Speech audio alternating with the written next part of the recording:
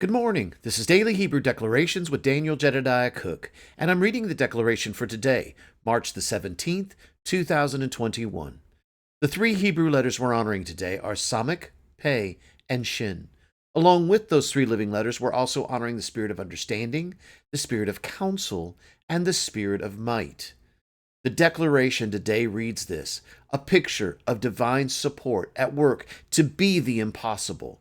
Your word, Yahweh, exploding like a river from the depths as my mouth declares what my eyes behold. We cast our crowns down before the throne as we identify with Yeshua. I love the declaration today because it starts off with Samech. Samech is one of those letters that I know has an even greater depth than what I've really tapped into.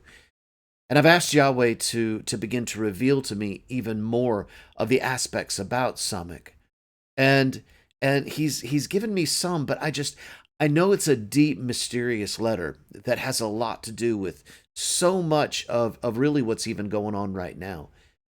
And so as I walking through that place, I know that each step will begin to reveal a little bit more, and it'll become like a foundation that will make sense as it comes all together. But Samech, at its basic meaning, really talks about the place of supernatural support, as Michelle said here. The place where it seems to be impossible. You see, the story behind Samech is that when Moshe was on the mountain, and Yahweh had written on the first tablets, Yahweh wrote with his finger into sapphire cubes. And in these sapphire cubes, the lettering, when it was written, instead of just being on the surface and being etched, went all the way through. And so in that place, when you look at the living letter Samech is a complete circle. It's a ring. And so the gravity just speaks that if it's a full ring and Yahweh's finger allowed that to go all the way through, then the center part of the Samech should have fallen out. But it didn't. It remained in place. And it remained in this place of being really supernaturally supported by Yahweh. You know, to me, when I look at that, I really think about me. And I think about us and the place of who we are in Him. We are being supernaturally supported by Him. Not only has He given us all things that pertain unto life and godliness, but He's also given us this place of being able to see into His heavenlies, to be able to come up here and to see and to look from a new perspective and a new place, that we're not having to look just directly on the earth and see what's going on here and then judge based on the sight of our eyes. But really, it's that place of looking beyond. Many times when you look at something from a different perspective, you begin to see something that you didn't see before. I've given the old argument before about taking a quarter, and I could hold it up between us right now, and we could argue for the next, well, for eternity, really, as to whether or not that coin is heads or tails. Well, it's all based on perspective, because if heads is facing towards me, then I could argue rightly that heads is correct. But if tails facing towards you, you could argue rightly that that particular coin is tails. But it's until we begin to see that that coin is one coin that we begin to realize that we're talking about the same thing, just from a completely different perspective. To me, that's the reason for the diamond of Yahweh. And when Yahweh spoke to me about the diamond, how He told me that I was a facet on the diamond of Yahweh. And I'm one of these facets over here, let's say, and let's say that you're one of the facets that's over here. Well, if we're looking at the diamond itself as a whole, then we appear to be two opposites. Well, Yahweh took me a little bit deeper still into this, because I realized that I could turn around and look out of only my facet. And if I did, that's all I ever saw, was my perspective, what I saw. But if I would turn around, you see, this diamond has something unusual. The diamond of Yahweh has Yahweh in the very center of this diamond. And He is the light that shines from the inside of this diamond. Diamonds normally reflect and refract light from the outside, but the diamond of Yahweh reflects and refracts light from the inside. And so If I choose to turn around and not look through just my own facet and begin to look around at all the other facets that are in the diamond of Yahweh, I'm looking towards Him. Well, let's say that the other person on the other side of the diamond does the same thing. They're looking to Him as well. We can find the similarities between the two, even though they appear to be polar opposites. Do you see what I'm saying? You see, when we look at divine support, there's multiple pictures of this because Yahweh has provided us all things that we need to that pertain unto life and godliness. But let's just look at it from another perspective. Let's look at it from the perspective of the facets.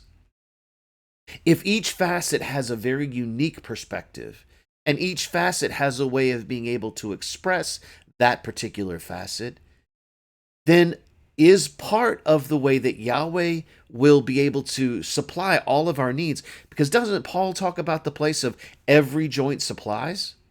So let's apply that every joint supplies to the place of the facet.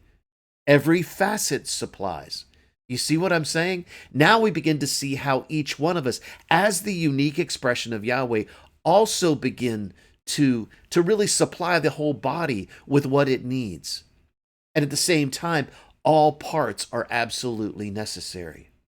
You see, that's the picture of divine support, not only from the perspective of the universe of two, this place that I like to call the secret place or the universe of two, and my place with Yahweh as I look to Him and I become what I behold, but also as we look at it from the perspective of one another, because each one of us are a unique expression of Yahweh as well. And so the universe of many coming together and operating as one. Shema Yisrael, Adonai Eloheinu, Adonai Echad.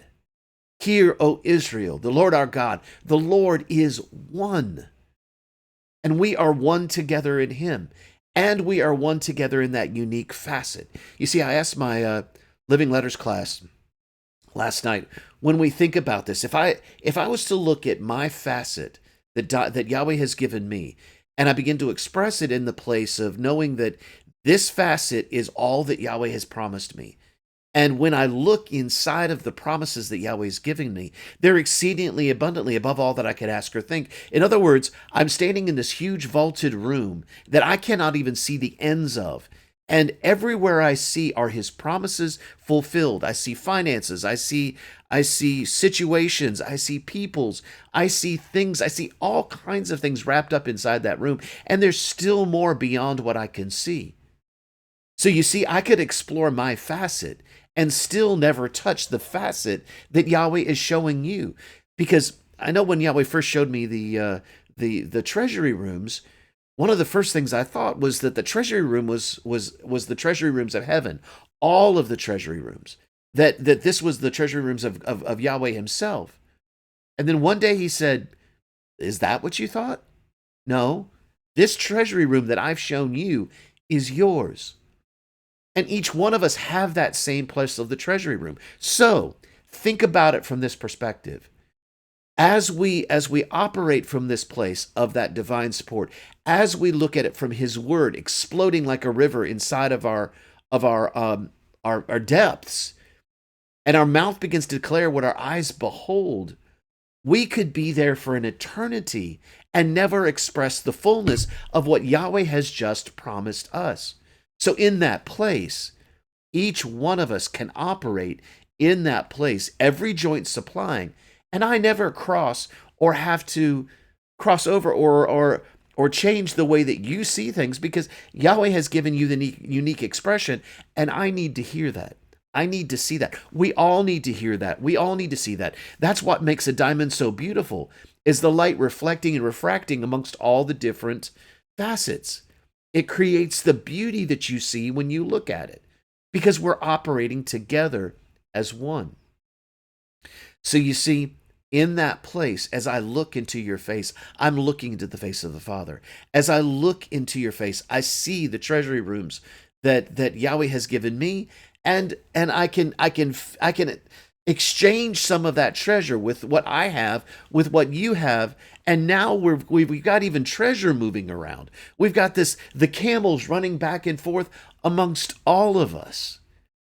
I don't know. I hope you're getting the picture of this, because it's in this place that the river of Yahweh, the river of Yahweh's depths, the river of his word begins to explode from us. And this is where we cast our crowns down before the throne as we identify with Yeshua, because we begin to see the fullness of what he has made us to be. We are identified in him. We are identified as sons, kings, heirs, and priests. And we operate from that place of working together as one.